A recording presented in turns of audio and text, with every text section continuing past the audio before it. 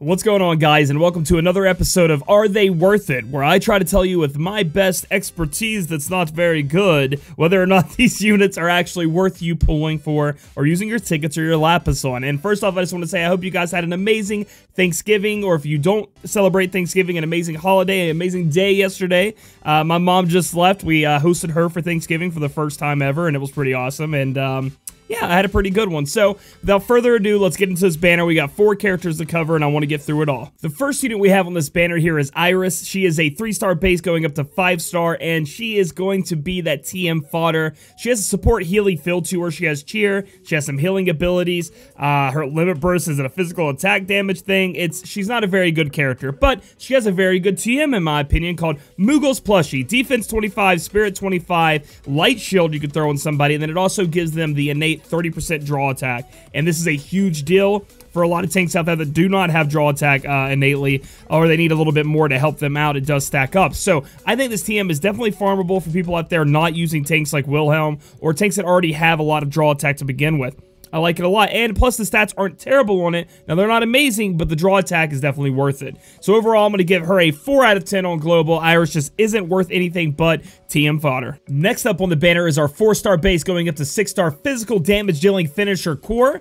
Core has a TM called Loyal Warrior, and it's an attack 30%, 20% to your crit materia. Now, we don't really care about crit in this game, so overall, it's just an attack 30% materia. We have better out there, but it's still attack 30%.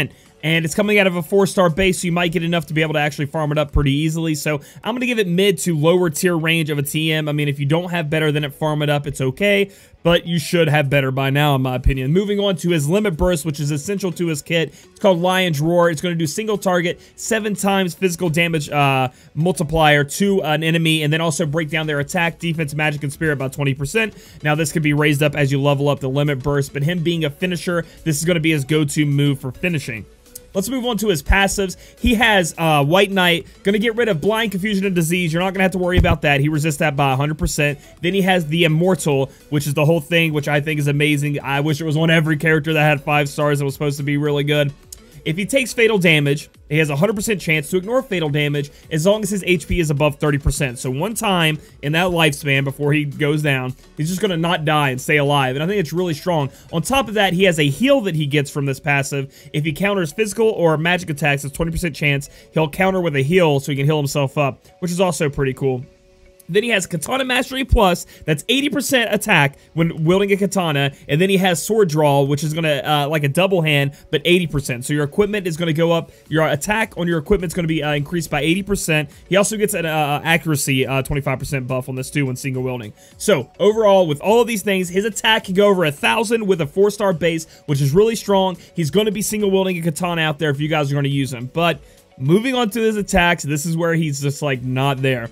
He has Kotetsu Flash and Way of the Mind's Eye. It's going to be a physical attack of 1.9 times, and then respectively defense and spirit break 40%, attack and magic 40% break. These breaks are pretty good.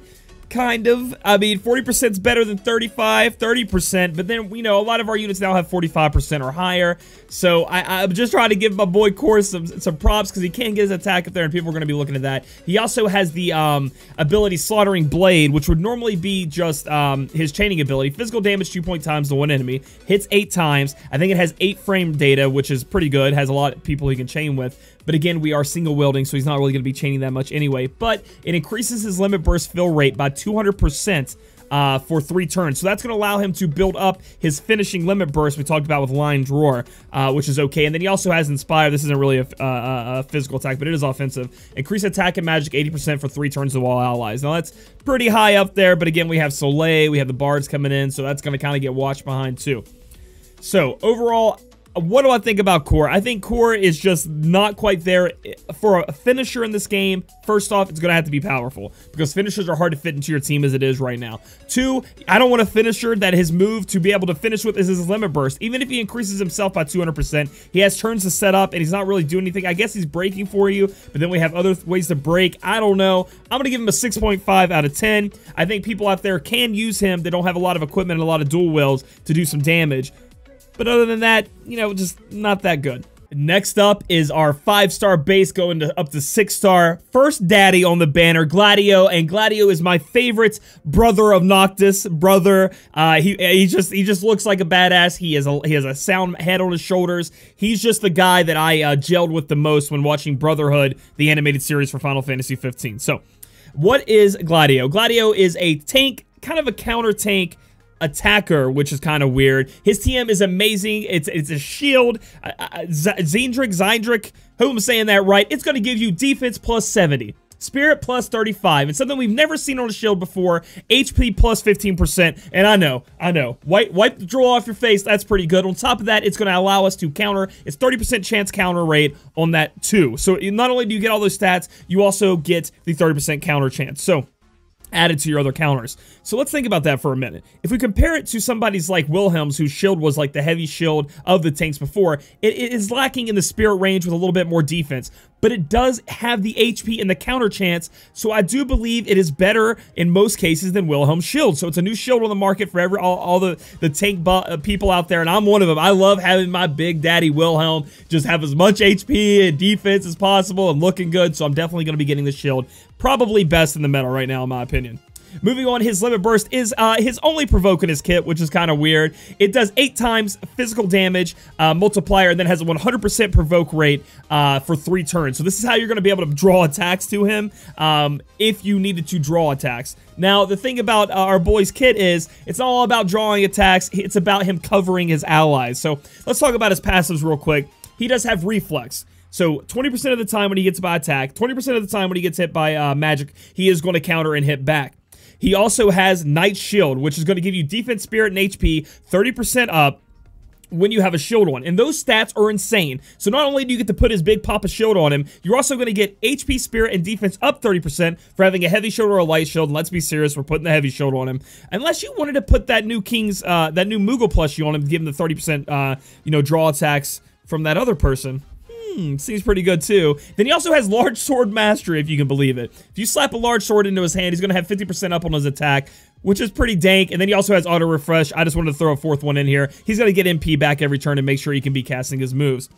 Let's talk about his support abilities. What makes him a tank? Is he a good tank? He has Riled. Increase attack and defense 100% for 2 turns to 1 ally, so he can put a buff on one of your allies. He also has Intercept.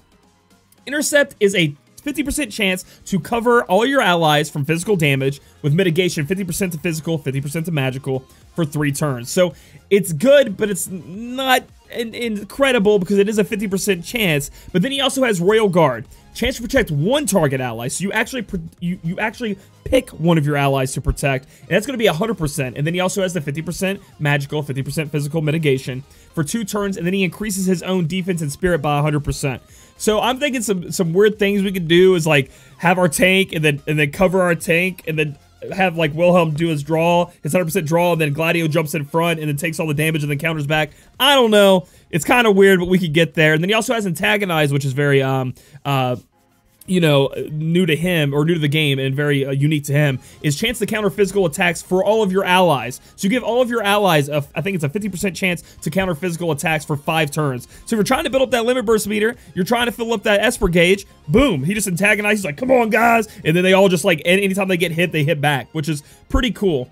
And then he has some physical damage hitting abilities. He does have a AoE 5x hit chainer, but that's not really important here, in my opinion, when we're talking about what Gladio can do as a tank. So why, after hearing all of that, he has a really high HP stat. He lacks in the other stats compared to other tanks, and with Wilhelm just getting his enhancements and Warrior of Light just bringing so much, Gladio seems to fall down, to be honest. He needed more. He needed a innate draw attack. He needed just something else to make him a great tank. I mean, I kind of love what they did with him, but I think they should have went hard in one direction rather than the other. Like, I think maybe he should have been more of an attacker with a little bit of defense he could throw on the side, a little bit of tanking, maybe the cover ability on him, but he's also like a big finisher or attacker.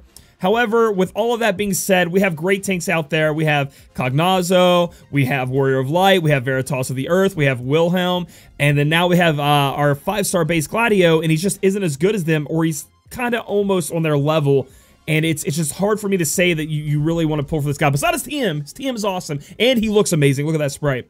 So overall, I'm going to give him an 8 out of 10. I want to give him higher because I love Gladio, but it's hard for me too because he just, I mean, Demon Rain kind of does his job better than him almost, like as far as a counter tank is concerned. So I don't know, maybe they could give him some enhancements in the future.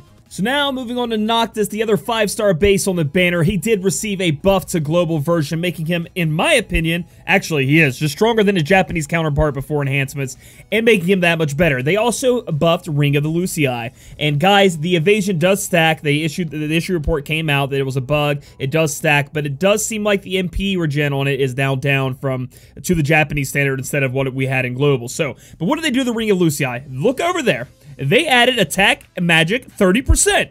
That makes that TM insane. Not only are you getting Invade, you're getting the MP, you're getting the Holy Cast, you're getting Alterna, you're also getting your attack and magic stat buff by 30%. It is actually absolutely insane. So everybody out there that farmed it already, congratulations, I have one.